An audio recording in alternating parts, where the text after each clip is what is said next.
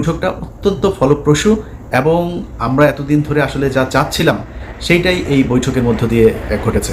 এর মধ্যে একটা জিনিস হয়েছে সেটা হচ্ছে যে নির্বাচনের যে তারিখ ডক্টর মোহাম্মদ ইউনূস গেল কয়েকদিন আগে বলেছিলেন যে এপ্রিলে নির্বাচন হবে, সেই জায়গা থেকে সরকার সরে এসেছেন এবং যেটা হয়েছেন সেটা হচ্ছে ফেব্রুয়ারির, আমি যদি নাকি একদম ডেট বলতে বলেন তাহলে ফেব্রুয়ারি 12 তারিখে আমাদের পরবর্তী নির্বাচন হবে।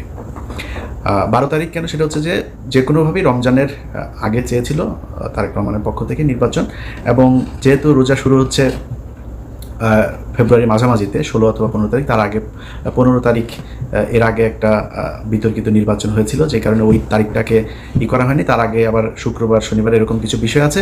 তো 12 তারিখ সম্ভাব্য তারিখ এখন পর্যন্ত আমার কাছে থাকা যে তথ্য সেটা। তো এই বৈঠকের এটা হচ্ছে মূল যে জিনিস। তো এইটার পরে যে কেউ যে কাউকে জোর করে বলেছে যে, বা ডক্টর ইউনূস বলেছে না আমরা ফেব্রুয়ারিতে করবো না, মার্চে নিয়ে যাব, এরকম কোনো কিছু হয়নি। ওনারা এটা বলেছেন, উনি বলেছেন ঠিক আছে কোনো সমস্যা নেই, নির্বাচন এইভাবেই হবে। এখন এত ফলপ্রসূ একটা কেন হইল, এটার কিন্তু কিছু কারণ আছে। এই বৈঠক করানোতে কারোর ক্রেডিট না থাকলেও বৈঠকটা যে ভালোভাবে হয়েছে এটার কিছু ক্রেডিট কিছু মানুষের আছে। সেটা হচ্ছে কিছু মানুষকে এই বৈঠকে না রাখাটাই হচ্ছে সেই ক্রেডিট।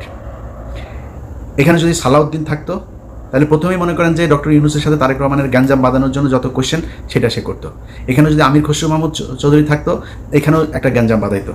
গণমাধ্যমে এসছে, এখানে ছিলেন আপনার আমির খসরু মাহমুদ চৌধুরী, তারপরে জনাব খলিলুর রহমান, এরপরে হচ্ছে শফিকুল আলম, আরও বোধহয় এসে হচ্ছে হুমায়ুন কবির নামে একজনের নাম এসছে। আচ্ছা, এরা সবাই ছিলেন। এই কথাটা সত্য কথা না। ডক্টর মোহাম্মদ ইউনূস যে হোটেলে উঠেছেন, ডরচেস্টার হোটেল, সেটা হচ্ছে লন্ডনের বিখ্যাত সেই হাইড পার্ক, এটার পাশের একটা রাস্তাটার নাম হচ্ছে পার্ক লেনের উপরে সেই রেস্টুরেন্ট হোটেলটা। এই হোটেলে যেখানে আপনার বৈঠকটা হওয়ার কথা ছিল একটা মিটিং রুমে, কিন্তু ডক্টর মোহাম্মদ ইউনূস সেই রুমে করেন নাই। তিনি বলেছেন যে আমি ওনাকে আমার সুইটের ভেতরে নিয়েই তারপরে আমরা কথা বলবো। খুবই আন্তরিকতা দেখিয়েছেন, একদম নিজের রুমে নিয়ে তারপরে সেখানে তারা কথা বলেছেন। এবং এর আগের কিছু জিনিস আপনারা এরই মধ্যে জেনেছেন যে তারেক রহমান বেগম খালেদা জিয়ার সালাম পৌঁছে দিয়েছেন, দুজনের কুশল বিনিময় করেছেন। তারেক রহমান ওনাকে বলেছেন আপনি এখানে এসেছেন, এটা অনেক সুন্দর জায়গা, হাঁটতে গিয়েছিলেন কিনা, এই ধরনের আলাপ টালাপও হয়েছে। এরপরে ওইখানে যেই সুটটাতে বসে আপনার বৈঠকটা হয়, সেখানে প্রথমে এই যে 4 জনের নাম বললাম আমি, শফিকুল আলম, খলিলুর রহমান, আমির খসরু মাহমুদ চৌধুরী এবং হুমায়ুন কবির, ওনারা ছিলেন ওইটাতে। এটা সত্যি কথা, ওনারা ছিলেন। এবং ওনাদেরকে ঠিক 10 থেকে 15 মিনিটের মাথায় ওনাদেরকে চলে যেতে বলা হয়, এবং ওনারা চলে যাওয়ার পরে 1 ঘন্টা 15 মিনিট জনাব তারেক রহমান এবং ডক্টর ইউনূস একটা বৈঠক করেছেন। সেখানে কেউ ছিল না, একজন মানুষও ছিল না। এটা যেসব গণমাধ্যমে বলার চেষ্টা করা হচ্ছে, এটা কিছু কারণ আছে বলার। ধরেন আমির খসরু মাহমুদ চৌধুরী এখন বোঝানোর চেষ্টা করবেন যে তাকে তারেক রহমান পাশে নিয়ে বসে তারপর ইউনূসের সাথে বৈঠক করেছেন, এটা একটা ব্যাপার। আরও কিছু জায়গায় ওই না জেনে তারপরে এই খবরগুলো ছড়ানো হয়েছে, এরকম কোনো কিছু ঘটে নাই।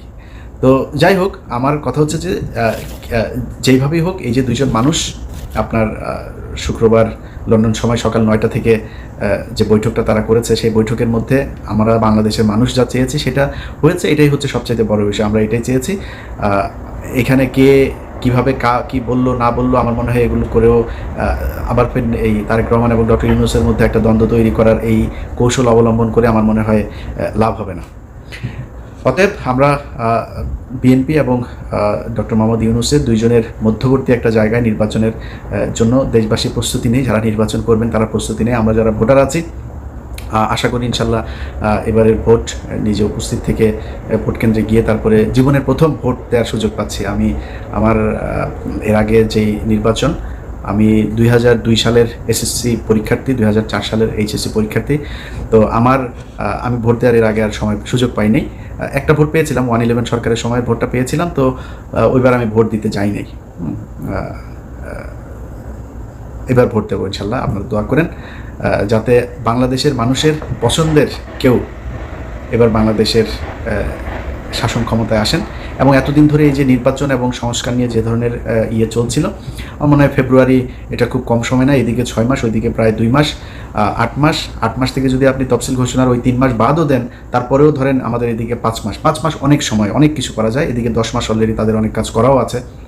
সো এই যে 10 মাস আর 5 মাস 15 মাসের মধ্যে যে কাজগুলো প্রয়োজন, এবং আমি এখনও আমার খুবই এটা মানে চাওয়া থাকবে বর্তমান সরকারের কাছে, যে নির্বাচনটা কিভাবে হবে, 5 বছর পর পরের সরকার কিভাবে আবার ক্ষমতা হস্তান্তর করবে, কাদের কাছে করবে, সেটা কি দলীয় সরকার থাকবে নাকি আগের মতো তত্ত্বাবধায়ক সরকার আসবে, তত্ত্বাবধায়ক বা এরকম আলাদা কোনো সরকার ব্যবস্থা হইলে সেটা কি ব্যবস্থা হবে, এরকম একটা একদম সুনির্দিষ্ট সবার সম্মতিতে, সবার ঐক্যমত্যের ভিত্তিতে একটা নিয়ম যেন করে নিয়ে যায়। আমি ওই অনেক মানুষই নির্বাচনের কথা বললেও গালাগালি করে, আবার সংস্কারের কথা বললেও কিছু মানুষ গালাগালি করে। ভাই, আমি মাঝামাঝি আছি, আমি চাই একটা সংস্কার হোক এই জায়গায়, তবে নির্বাচনটা ফেব্রুয়ারিতে হোক সেটাও আমি চাই। অতএব এই দুইটা মিলিয়ে একটা ভালো পরিস্থিতি তৈরি হবে, বাংলাদেশের ইতিহাসের সবচাইতে সুন্দর গ্রহণযোগ্য একটা নির্বাচন হবে, এবং বাংলাদেশের ইতিহাসের সবচাইতে সুন্দর একটা রাষ্ট্র পরিচালনার জন্য সুন্দর একজন মানুষকে আমরা এবার এই 2026 সালের নির্বাচনে পাবো, এটাই বিশ্বাস করি, ভরসা রাখি। আল্লাহ যেন আমাদের সবার এই ইচ্ছা পূরণ করেন। ভালো থাকবেন। আল্লাহ।